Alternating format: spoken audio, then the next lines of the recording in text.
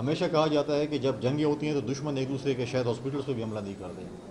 ہم نے پوری کوشش کی ہے. پچھلے آپ نے دیکھا ہوگا کہ ہم نے تمام سیاسی اختلافات بلا کر سی ایم ہاؤس میں ایک میٹنگ تھی. تمام سیاسی جماعتوں کو آپ نے ایک پلیٹ فارم پہ دیکھا, ایک ایجنڈے پہ دیکھا کہ ہم امن و امان کے لیے ہم اکٹھے ہوں. ہماری سب سے پہلی ترجیح یہ تھی, اور ہم ہمیشہ یہ کہتے ہیں کہ امن کے لیے ہم اکٹھے ہوں گے. ہمیں ریکانسلیشن کی بات کرتے ہیں, ہم ڈائلاگس کی بات کرتے ہیں, لیکن ہم نے ہمیشہ اس دن بھی ہم جب سی ایم صاحب کے پاس گئے, ان کے گھر پہ گئے, تو ہم نے یہی کہا کہ ہم 1 پوائنٹ ایجنڈا آپ کے ساتھ ہیں. صوبے کے امن کے لیے ہم کوئی پالیٹکس نہیں کریں گے.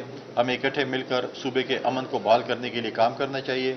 اور میں سمجھتا ہوں کہ ابھی یہ وقت ہے کہ وزیر اعظم صاحب کا ایک وعدہ تھا کہ وہ اے پی سی بلائیں گے صوبے میں امن کے لیے.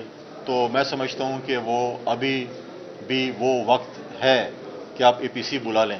خدا نخواستہ آپ اس ایسے بڑے واقعے کے انتظار میں نہ بیٹھے رہیں کہ خدا نخواستہ کوئی ایسا بڑا واقعہ ہو, پھر آپ اے پی سی بھی بلائیں, پھر آپ ٹائم بھی نکالیں پشاور آنے کے لیے, پھر آپ خیبر پختونخوا کے امن کے لیے آپ میٹنگز بھی کرتے رہیں.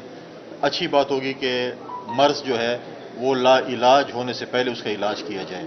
تو میں وزیر اعظم صاحب سے کہوں گا کہ آپ ٹائم نکالیں اپنے مصروفیت سے, اور خیبر پختونخوا کے لا اینڈ آرڈر کے اوپر جو ہے آپ میٹنگ کال کریں.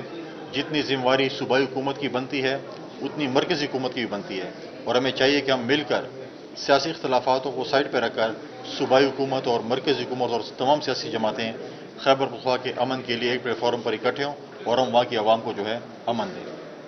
ٹھیک, تھینک یو.